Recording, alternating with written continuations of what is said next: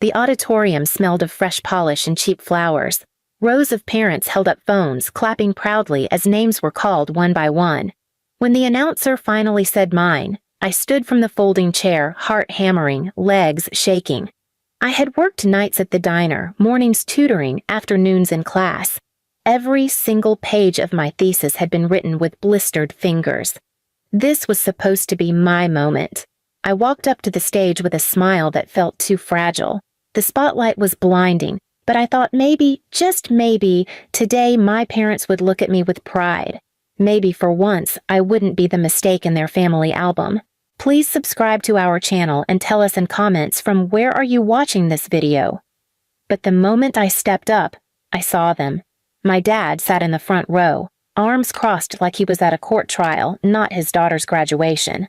My mom leaned back in her seat, smirking like she'd been waiting for something cruel to happen.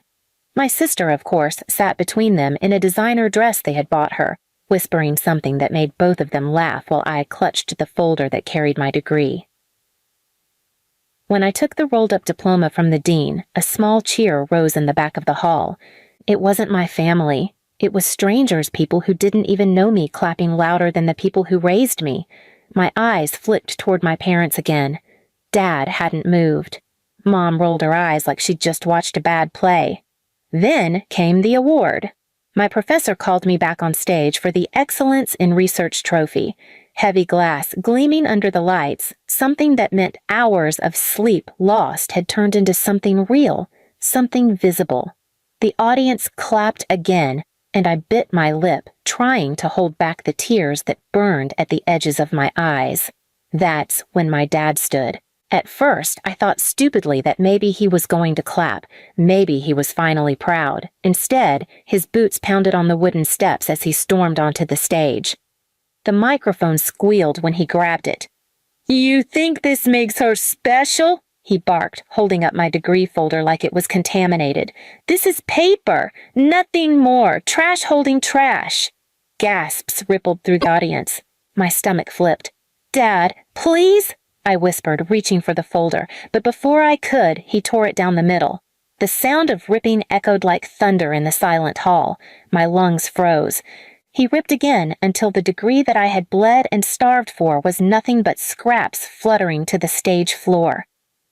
The dean tried to step forward, but my father shoved him back with a glare that made him retreat. Then his eyes fell on the trophy in my trembling hands. "You think you're smart?" His voice was low, poisonous, the kind that made my knees weaken even before what happened next. "Smart doesn't fix being useless."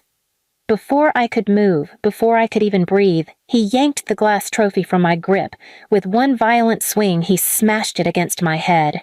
The world spun white, the sharp edge split my skin, warm blood trickled down my face and dripped onto the microphone stand. The audience screamed, people stood, but all I could hear was my mother's laugh slicing through the chaos. "That's the only crown she'll ever wear," Mom sneered, her voice ringing clear as my vision blurred. "Shards of glass. Finally, she looks like the trash she's always been." I staggered, knees buckling, the stage tilting beneath me. The glass trophy shattered around my feet, cutting into my shoes, but the deeper cut was in my chest, where their words carved me open more than the wound on my forehead ever could. Security rushed forward, professors shouted, but my dad raised his hand again like he wanted to strike me once more, and for a terrifying second I thought he would. My sister grabbed his arm, not to stop him, but to whisper something to him that made him smirk. "Now she knows she's worthless," Mom said loudly, standing and fixing her coat like nothing had happened. "Let's go. This show's over." As I bled on the stage, clutching the shards of my shattered trophy, I realized something burned stronger than pain, the knowledge that their cruelty had reached its peak. There was no love left to hope for, only revenge. And in that moment, with my blood dripping onto the ripped pieces of my degree, I swore silently they would regret every word, every laugh, every drop of blood they'd made me shed. Blood dripped steadily down my forehead as faculty members tried to guide me off stage, but all I could hear was the echo of my parents' laughter fading into the auditorium doors. The cheers that once filled the hall had turned into horrified murmurs. Some people looked away, like they couldn't bear to witness my humiliation, while others gawked as if I was a spectacle put on just for them. The medical staff from the university rushed in with towels, pressing one against my wound, but I barely felt it. My hands wouldn't stop shaking. My ears rang with my father's words, "Trash holding trash, useless." Hours later, in the ER, I stared at the ceiling tiles while a nurse stitched the gash above my brow. She tried to be kind, asking if my family was waiting for me outside. I laughed bitterly, the sound strange in my throat. "No," I whispered. "They're probably at dinner celebrating my sister." The truth stung more than the needle piercing my skin.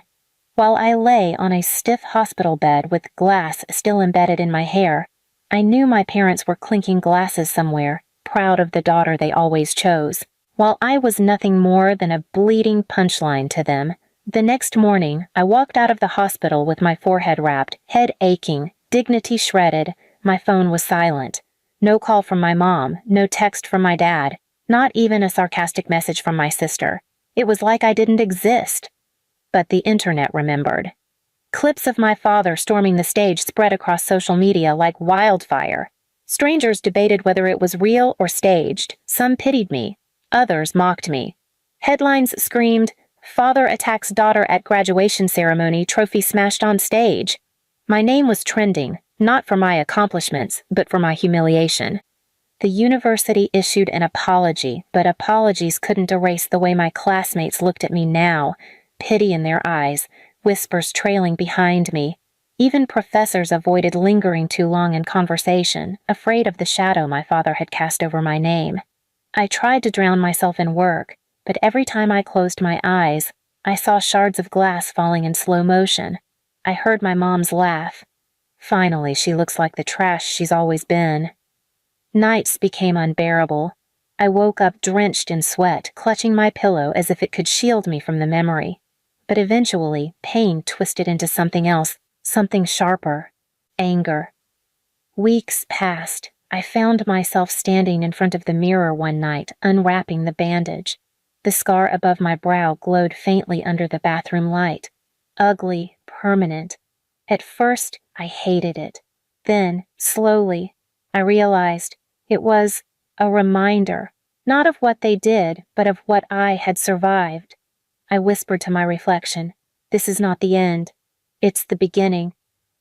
Still, survival wasn't enough. I needed to make them feel it, to see them stripped bare, to watch their smug laughter curdle into silence. I started small. Information was power, and my parents had secrets, plenty of them. I knew because I had lived in the cracks of their lives, the forgotten child who overheard things they thought no one was listening to. Dad's construction business cut corners. I remembered nights he'd come home bragging about saving thousands by lying on permits, by bribing inspectors.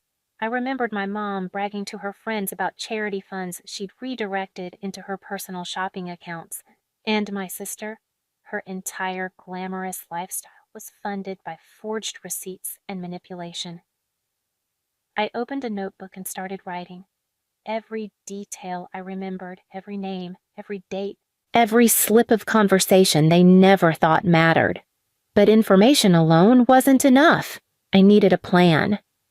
So I started shadowing them quietly, sitting outside Dad's office in my old beat-up car, notebook in hand, watching Mom glide out of expensive boutiques with bags she claimed were donations for charity drives, following my sister's social media like a hawk, noting every post, every careless reveal of where she was, who she was with, what she was wasting money on. And while they lived their lives loudly, arrogantly, I stitched my plan together in silence. There was no rush. Revenge wasn't supposed to be fast. It had to be methodical, precise. I wanted them to choke slowly on the life they thought was untouchable. The scar above my brow itched as I wrote, night after night, but I welcomed it. It was like the wound was reminding me not to stop, not until they were on their knees. One evening, months later, I found myself back at the empty graduation hall. The lights were dim, the stage empty. but in my mind I could still hear the rip of my diploma, the smash of my trophy. I walked to the center of the stage and crouched, running my hand over the wood where my blood had stained. My chest tightened, but instead of tears, a dark smile curled on my lips. "This is where you broke me," I whispered, "so this is where I'll start breaking you." I walked out of the hall, leaving their silence behind me. It wasn't the end of my story. It was the beginning of theirs, destruction. Months stretched into a year, and by then, the scar on my forehead had faded into a pale line, but inside me the wound still burned. My parents thought the silence meant they had won, that I had crumbled, disappeared into the background like the worthless shadow they always claimed I was. What they didn't realize was that I wasn't broken. I was patient. The first strike came quietly. Dad's construction company was preparing to announce a major new project, a multi-million-dollar development that he had bribed inspectors to approve. I had collected every scrap of evidence, forged permits, emails, late-night drunken confessions he didn't realize I had recorded on my phone. I didn't send them to the authorities right away.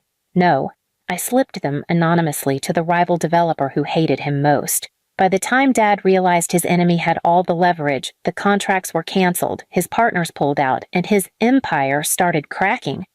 I didn't even need to show my face. His downfall had my fingerprints all over it, but he couldn't prove a thing. Mom was next. She loved her position on the local charity board, the photo shoots, the magazine spreads, the gossiping lunches with other wealthy women. What she didn't know was that I had tracked every false donation she pocketed for herself. Instead of exposing her publicly, I leaked it directly to the board's inner circle. They tore each other apart, whispering, pointing, and soon my mother was voted out in disgrace. The shopping bags stopped coming. The phone stopped ringing. The friends who once clung to her drifted away, pretending they never knew her. And my sister? My golden, untouchable sister, she was the easiest. She lived off their money and their lies. When those crumbled, she was left with nothing but debt she had piled up in her own arrogance. I didn't have to lift a finger. She drowned in her own vanity. But this wasn't enough. Revenge wasn't complete until they felt me, until they remembered the moment they tried to strip me of my worth and realized it was the moment they signed their own destruction. So I invited them. I rented out the same graduation hall where my humiliation had unfolded.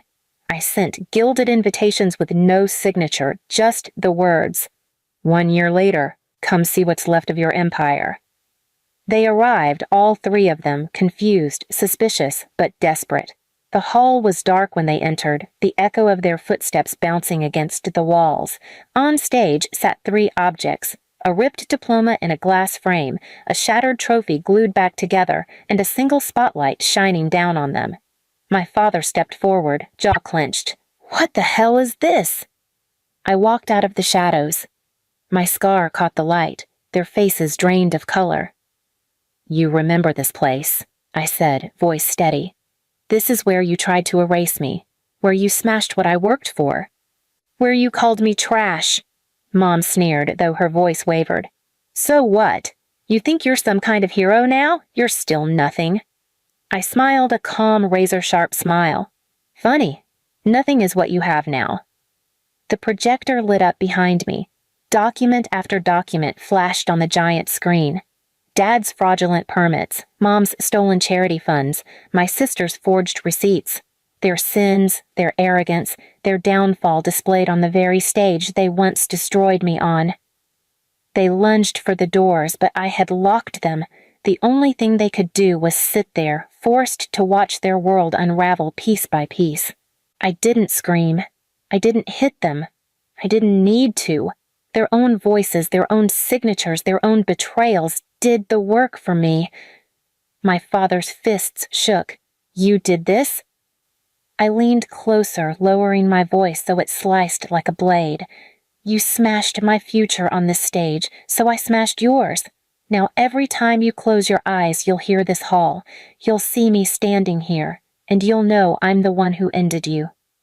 They sat in silence, pale and broken. For the first time in my life, my parents had no laughter left, no sneers, no power.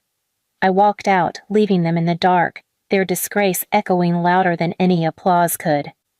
The scar on my forehead itched under the cool night air, but I touched it gently, almost like a crown.